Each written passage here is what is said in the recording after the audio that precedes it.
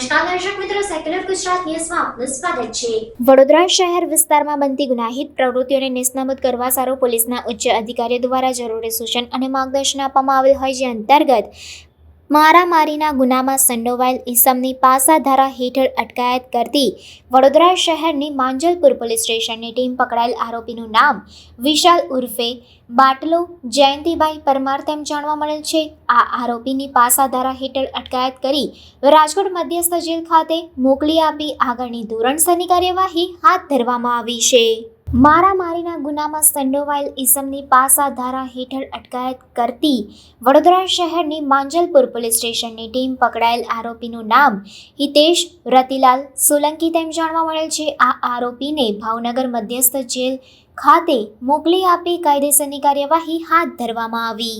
મિલકત સંબંધી ગુનાઓમાં સંડોવાયેલ ઈસમની પાસા ધારા હેઠળ અટકાયત કરતી વડોદરા શહેરની કારેલીબાગ પોલીસ સ્ટેશનની ટીમ પકડાયેલ આરોપીનું નામ અરબાજ ઉર્ફે બીડી નૂર આલમ પઠાણ તેમ જાણવા મળેલ છે। આ આરોપીને પાલનપુર મધ્યસ્થ જેલ ખાતે મોકલી આપી આગળની ધોરણસરની કાર્યવાહી હાથ ધરવામાં આવી છે।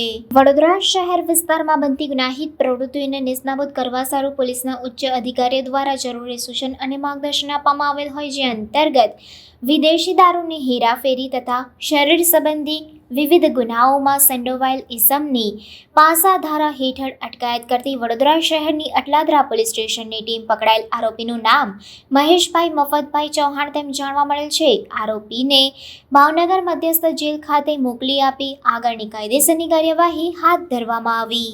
વિદેશી દારૂના જથ્થામાં વોન્ટેડ આરોપીની પાસા ધારા હેઠળ અટકાયત કરતી વડોદરા શહેરની બાપોદ પોલીસ સ્ટેશનની ટીમ પકડાયેલ આરોપીનું નામ વિનોદભાઈ નારાયણભાઈ ખટીક તેમ જાણવા મળેલ છે। આ આરોપીને રાજકોટ મધ્યસ્થ જેલ ખાતે મોકલી આપી કાયદેસરની કાર્યવાહી હાથ ધરવામાં આવી। સમાચારોની અવનવી અપડેટ્સ માટે જોતા રહો સેક્યુલર ગુજરાત ન્યૂઝ। સાથે સેક્યુલર ગુજરાત ન્યૂઝ ચેનલને લાઇક, શેર અને સબસ્ક્રાઇબ કરો અને બેલ આઇકોન દબાવીને સમાચારોની ઝડપી માહિતી મેળવો।